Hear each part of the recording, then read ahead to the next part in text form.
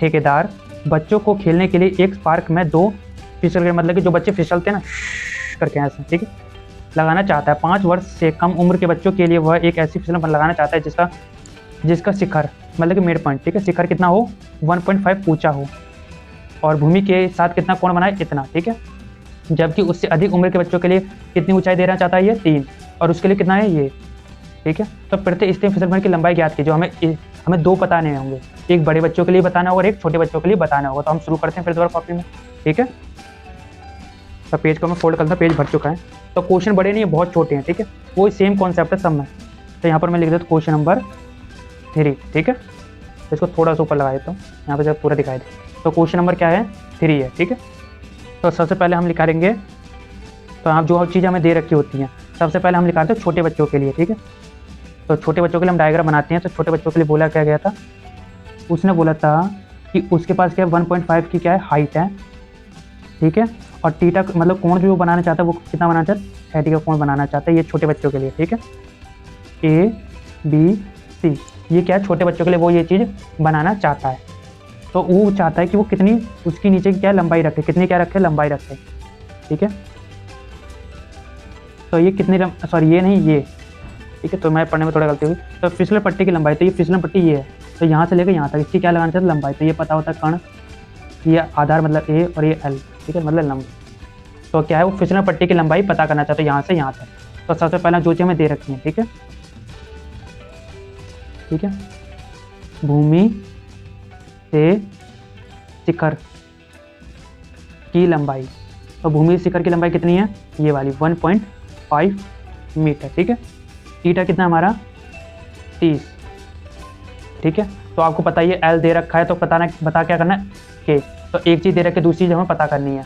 तो आपको पता है फॉर्मूला क्या होता है L K, ये होता है साइन का, ये होता है कोस और ये होता है टैन का, ठीक है। तो ये देखो L और K किस में आ रहे हैं, इसमें आ रहे हैं, ठीक है।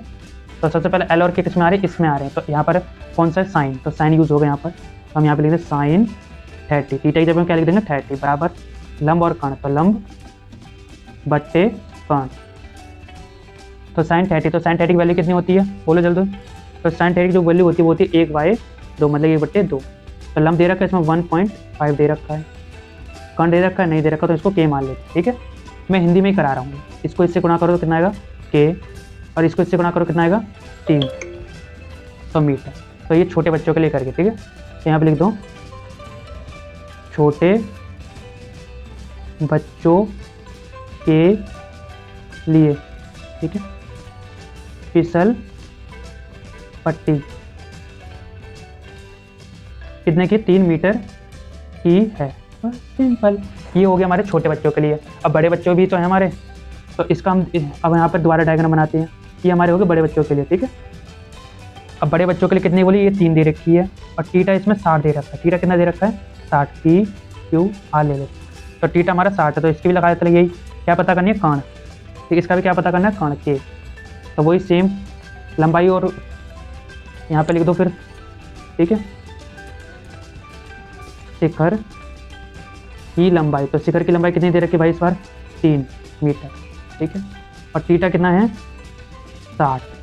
तो आपको पता है दोनों किस में यूज़ होना है साइन में, तो साइन 60। तो साइन 60 वही इसको क्या होता है L और K, फॉर्मूला भी क्या होता है लंब बट्टे कण ही होता है। तो साइन 30, तो साइन 30 की वैल्यू कितनी होती है बोलो जल्दी बोलो। साइन 30 की जो वैल्यू होती है वो होती है √, ठीक है, √3/2। इसके बाद लंब दे रखा है यस 3 और कण दे रखा है, इसको मैं क्या मान लूँगा K मान लेता हूँ। तो क्रॉस मल्टीप्लाई, तो क्रॉस मल्टीप्लाई करो तो √K √3 और इसको इससे करो तो 6 आ गया, ठीक है। तो कितना आ गया 6,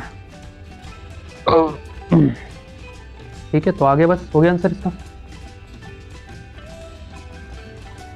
तो K को अब घुमा दो, ये हो गया हमारा आंसर।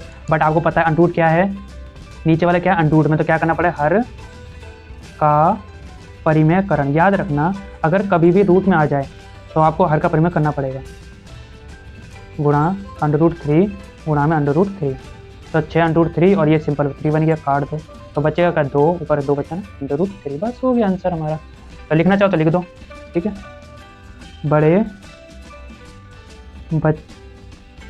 बड़े बच्चों के लिए फिसलन पट्टी